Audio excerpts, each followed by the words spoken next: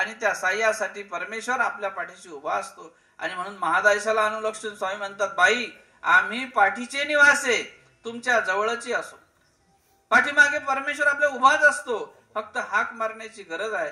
त्या हाकेमध्ये अर्थ असली पाहिजे. जसं एखादं बालक त्याला जर का भूक लागली तर आई जसं त्या बालकाला दूध पाजत असते. तुम्हाला स्त्री जातीला सगळ्यांना त्याचा अनुभव आहे.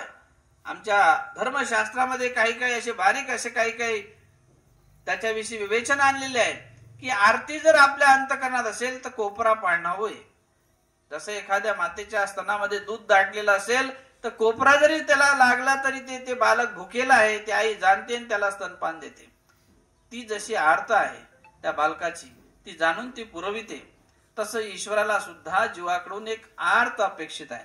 आर्त म्हणजे उतटोनी कंठाशी आणि का प्राण गया पासावा, असं आमच्या शास्त्रात त्याला म्हटलेलं आहे. की आर्त हा जो एक गुण आहे तो आपल्या अंतकरणात असला पाहिजे. आर्त म्हणजे आवड. आपल्याला आरती माहित आहे, आरतीचा शब्द अर्थ आहे. आपण म्हणतो आरती करायची आहे.